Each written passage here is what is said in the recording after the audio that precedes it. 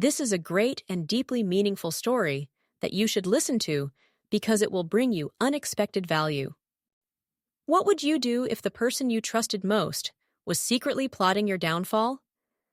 Victoria had everything: a thriving business, a powerful legacy, and a future she worked tirelessly to build.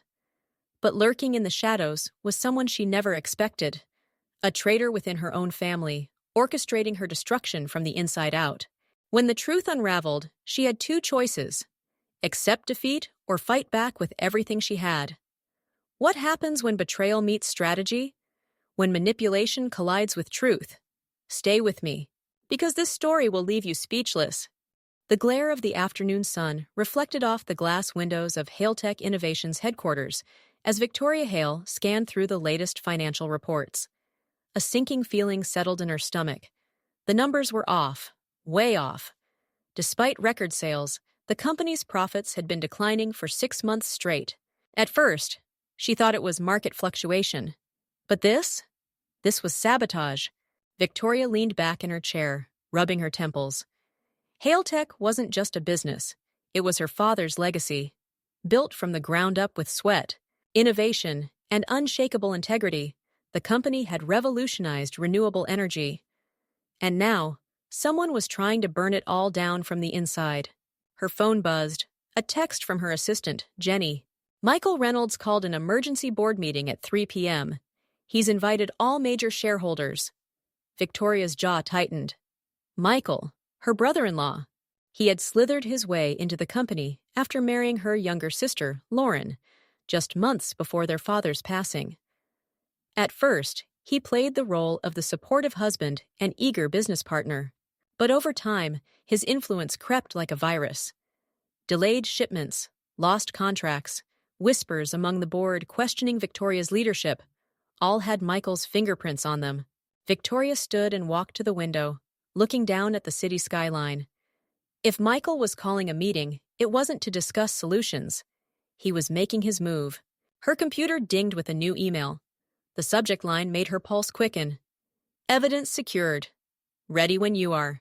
The attachment was from her contact in Singapore, the manufacturing division Michael had been quietly sabotaging. She opened the file, her eyes scanning through the damning details.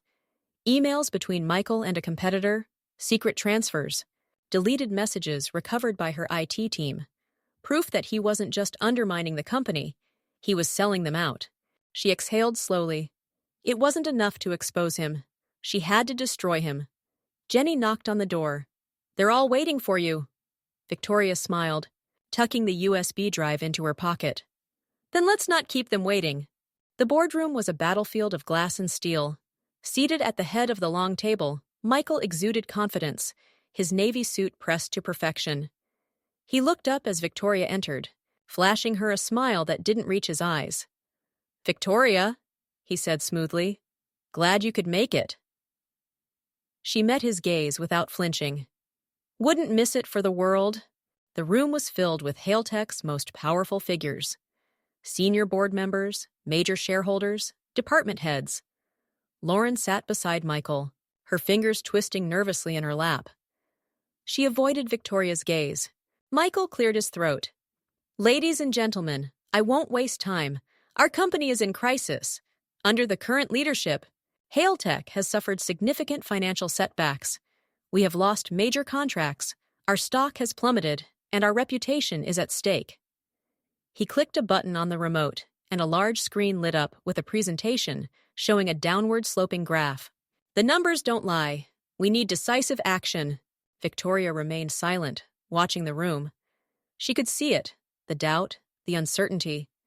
Michael had been planting seeds for months, and now they were ripe for harvest. "That's why," he continued, "I am proposing a change in leadership. Effective immediately, I recommend that Victoria step down as CEO so that we can bring in someone more capable." He leaned back, feigning sympathy. "Victoria, this isn't personal. We all respect what your father built, but sometimes the right thing to do is to let go." Murmurs rippled through the room. A few nodded in agreement. Victoria's heart pounded, but outwardly, she was calm. She let the moment stretch. Let Michael bask in his illusion of victory. Then she smiled. "That was a compelling speech, Michael," she said. "But before the board votes on my removal, I'd like to present some information of my own." Michael's expression flickered. "Victoria, this isn't—" She held up a hand, cutting him off. "You said the numbers don't lie. I agree. Let's look at the real numbers." She plugged the USB into the screen. A new presentation flashed up, one Michael hadn't seen coming. The room fell into stunned silence. Emails between Michael and a rival company. Bank statements showing unauthorized transactions. Records of manufacturing delays he had personally ordered. And the final piece, the projection showing that, in reality, Hailtech wasn't losing money at all. The decline was a fabrication, manipulated through accounting loopholes and false reports. Michael's face drained of color. "This," Victoria said, her voice razor-sharp, "is the truth. While you were busy convincing the board that I was failing, I was busy collecting evidence of your betrayal." The room erupted in whispers. Some gasped outright. "Is this real?" one board member asked. Victoria nodded. "Verified by our IT and finance teams. And in case you're wondering, I've already sent copies to our legal department and external auditors." Michael shot to his feet. "This is a setup. You manipulated those files. Like you manipulated the company," she shot back. "The evidence is irrefutable, Michael." She turned to the board. "And I have one more thing to add before you make your decision." She reached into her pocket and pulled out a second document. This one, even more devastating. "While Michael was busy sabotaging Hailtech, I was making my own moves. Through strategic investments, I now own 52% of the company's shares." A stunned silence fell over the room. "I'm not the one being removed today." She locked eyes with Michael. "You are." The boardroom exploded. Voices clashed, accusations flew, but there was no more debate to be had. Victoria had won. Michael, now visibly sweating, turned to Lauren. "You have to back me up. You know I did this for us." Lauren's face was pale. Her hands trembled as she whispered, "How could you do this?" Security entered the room. "Mr. Reynolds," one of them said, "we need you to come with us." Michael's eyes darted around the room, searching for an escape. There was none.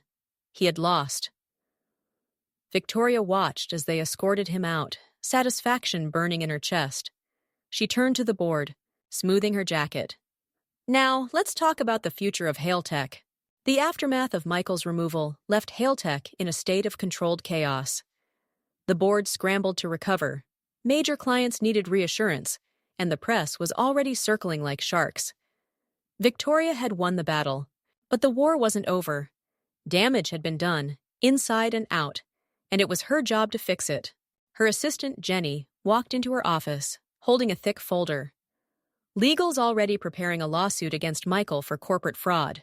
The finance team is working on reversing the manipulated records, and PR has drafted a statement. She hesitated. "But there's a problem." Victoria arched an eyebrow. "Of course there is." "What now?" Jenny set the folder on her desk and took a deep breath. "Michael didn't just sabotage us from the inside. He was also working with our biggest competitor, Silvertech. Our reports show that over the past year, he funneled confidential data to them. They've used it to undercut us on deals, poach our clients, and now—" Jenny sighed. "They're preparing to make a public acquisition bid for Hailtech." Victoria's stomach twisted. "They're trying to buy us out." Jenny nodded. "And with our stock shaken from this scandal, they could actually pull it off." Victoria clenched her jaw. Numbers. She refused to let some opportunistic corporation swoop in and claim her father's legacy. She had taken down Michael, but this was bigger. She picked up the phone. "Get me in touch with the legal team, then schedule a meeting with our biggest investors. If Silvertech wants to play dirty, I'll show them exactly who they're dealing with." Jenny gave a sharp nod. "On it." The next morning, Victoria walked into a private conference room at a 5-star hotel downtown, where the company's top investors, those with the biggest shares, were waiting. She strode in confidently, despite the tension hanging thick in the air. "Ms. Hale," one of the older investors greeted her, arms crossed. "We understand that you've taken swift action regarding Michael Reynolds, but the damage to Hailtech is substantial. Another investor, a woman in her 60s, spoke up. Silvertech has made a generous offer to acquire Hailtech and help stabilize the situation. Victoria forced a smile. I appreciate your concerns, but Hailtech is not for sale. An older gentleman cleared his throat. With all due respect, Victoria, you're asking us to trust that you can steer this company back to stability alone. That's a big risk. Victoria took a deep breath. You're right, it is a risk. But let me ask you this. If we accept Silvertech's buyout, what happens to our technology? Our patents? Our workforce? They won't be saving Hailtech. They'll be gutting it and absorbing it into their empire. She let her words sink in. This company was built to lead the industry, not to be swallowed by it. Some investors nodded, but others still looked unconvinced. Victoria leaned forward. I'm not asking you to gamble on a blind promise. I have a plan. She opened the folder in front of her, revealing confidential new technology patents that Hailtech had quietly been developing.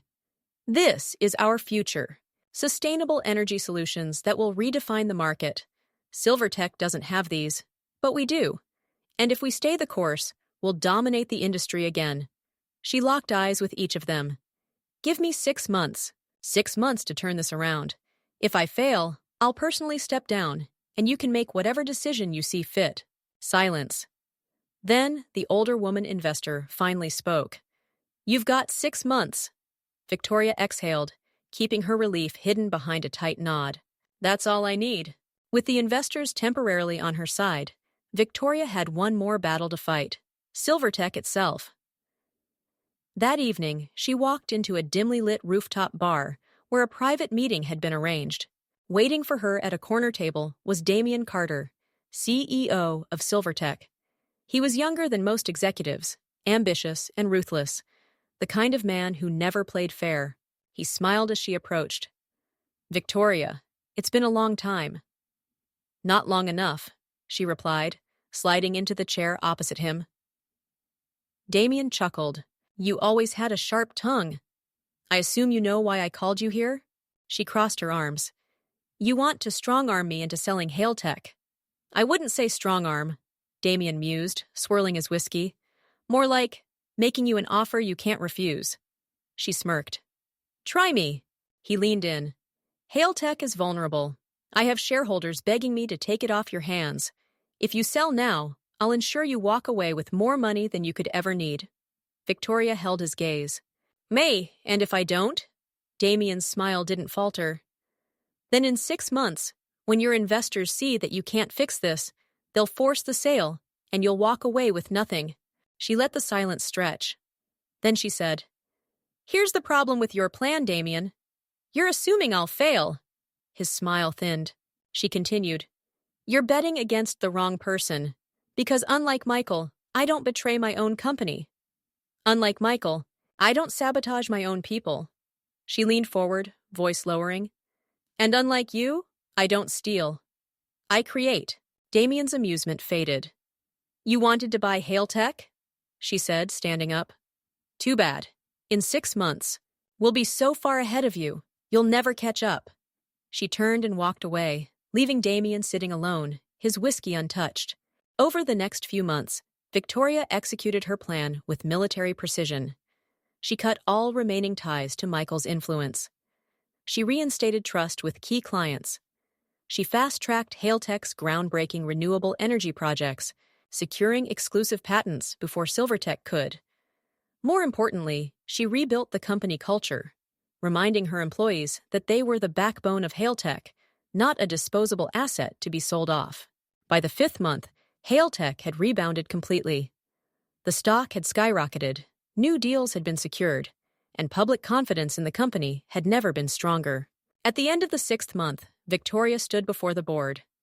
I told you I'd turn it around, she said, sliding the financial reports across the table. And I did. The investors nodded in silent awe. There will be no sale, she said, and if Silvertech calls again, tell them they can choke on their own desperation. A quiet chuckle rippled through the room. Lauren, who had slowly started stepping into her own independence after divorcing Michael, caught Victoria's eye and smiled. Victoria smiled back. She had won. But the real victory wasn't just about keeping the company. It was about proving that Hailtech's strength came from its people, not from backroom deals and corporate sabotage. As she left the boardroom, she knew one thing for sure. Her father would have been proud. Victoria stood in her father's old office, now hers, overlooking the city that had once been the backdrop to his greatest achievements. A year ago, this moment had felt impossible. A year ago, Michael had nearly destroyed everything. Now, Hailtech was stronger than ever. The stock had fully rebounded. Their patented clean energy technology was leading the industry, and Silvertech, once circling like vultures, was now scrambling to keep up. Victoria took a deep breath, the weight of victory settling over her. But there was still one last thing to do. Her intercom buzzed. "Ms. Hale!" Jenny's voice came through. "Michael Reynolds is here!" Victoria's lips curled into a smirk. "Send him in!" The door opened, and Michael walked in, looking like a man who had lost everything. Because, in a way, he had. The tailored suits were gone, replaced by something cheaper. The arrogance he once wore so easily had crumbled into something more desperate. "I assume you know why I'm here," he said, attempting a confident tone, but the nervous twitch in his jaw betrayed him. Victoria leaned back in her chair, crossing her arms. "Oh, I can't wait to hear this." Michael exhaled, rubbing his temple. "Look, I made some mistakes." She let out a sharp laugh. "Mistakes? That's what we're calling corporate espionage, fraud, and embezzlement these days?" His jaw tightened. "I need a job, Victoria." Silence. For a moment, she thought she'd misheard. Then she saw it. The absolute defeat in his eyes. Michael Reynolds, the man who had tried to ruin her, the man who had manipulated her sister, the man who had betrayed the very company he swore to protect, was now begging her for help. It was poetic. She tilted her head. "So let me get this straight. You stole from me. You sold out this company. You betrayed everyone who ever trusted you. And now you're here looking for a favor?" Michael swallowed. "I don't have many options." Victoria, let the silence drag. She could feel the satisfaction bubbling up, but she wouldn't let him see it. She wanted to say no, to laugh in his face and tell him to get lost. But she had a better idea, a more fitting punishment. "You know," she mused, tapping her nails against the desk, "there actually is a position available." Michael straightened. "Really?" She smiled. "Yes? Entry-level assistant." Michael's face blanched. "Wait," she continued, voice smooth and sharp. "It's a wonderful opportunity, Michael. You'd be working directly under our manufacturing team. Long hours, hard labor. Oh, and of course, entry-level pay." He stared at her. "You can't be serious." "Oh, I absolutely am," she said, standing up. "Because, see, you don't deserve a shortcut back into success. You don't deserve a position of power. You wanted this company to burn, and now you're here, standing in the ashes, begging for a handout." Michael's fists clenched, but he knew better than to argue. "You want redemption?" she said, walking around the desk and standing in front of him. "Earn it." Silence. Then, through gritted teeth, Michael muttered, "I'll think about it." She smirked. "You do that." He turned and left without another word. Jenny peeked in after he was gone. "Was that as satisfying as you hoped?" Victoria exhaled, rolling her shoulders. "Better." Later that evening, Victoria sat in her office, reflecting on everything that had happened. It was over. Not just Michael, but all of it. The betrayal, the sabotage, the feeling of fighting for survival. Hailtech was now stable, thriving, unstoppable. Her sister, Lauren, had finally stepped into her own power. After divorcing Michael, she'd taken time to rediscover herself, and now she was leading Hailtech's marketing division, something Victoria never thought she'd see. She thought about Damian Carter, CEO of Silvertech. He had never recovered from their last encounter. While she had secured new deals, he had been caught in a scandal, trying to undercut another competitor. Silvertech's board had lost confidence, and just last week, Damian had been quietly removed as CEO. Victoria smiled to herself. One down, one to go. She was about to leave for the night when she noticed a leather folder sitting on her desk. Frowning, she opened it. Inside was a letter from her father, written before he passed away. Her breath caught as she unfolded the paper. Victoria, if you're reading this, then you've faced your first real battle as leader of Hailtech. And if you're reading this, then I already know. You won. You've always had my strength, my vision. But more importantly, you've always had something even I never mastered. You see people, you know how to lead them, not just with strategy, but with integrity. That's why I never worried about you. Because this company was never just about numbers and profits to you. It was about legacy. You were never just my successor, Victoria. You were my greatest achievement. And I'm proud of you. Love, Dad. Victoria's vision blurred, her throat tightening. She had spent so long trying to prove she was capable, trying to prove she was worthy. But he had always known. He had never doubted her. She pressed the letter to her chest, eyes closed. A knock at the door. She looked up to see Lauren standing there, smiling. Hey, her sister said. You ready? Victoria nodded, slipping the letter into her bag. Yeah, let's go home. The two of them walked out together, not just as sisters, but as partners, as leaders, as the future of Hailtech. And as they stepped into the night, Victoria knew her father's legacy was in the right hands. Sometimes, the greatest battles aren't fought in boardrooms or courtrooms, but within ourselves. The battle to prove our worth, to protect what we love, and to rise above betrayal. Victoria didn't just win. She reclaimed her power, her family's legacy, and herself. She showed us that true leadership isn't about control, but about integrity, vision, and resilience. This story is a reminder. People will try to tear you down. They will underestimate you. They will betray you. But at the end of the day, what truly matters is how you rise from the ashes and build something even stronger. Success is the best revenge. But more importantly, it's the proof that you never needed their approval to begin with. If this story moved you, inspired you, or made you feel empowered, don't forget to like this video to support more incredible stories. Subscribe for more powerful narratives that will keep you on the edge of your seat. Leave a comment. What was your favorite moment in Victoria's journey? What lesson did you take from her victory? Thank you for watching and being part of this journey. Until next time, stay strong, stay smart, and never let anyone write your ending for you.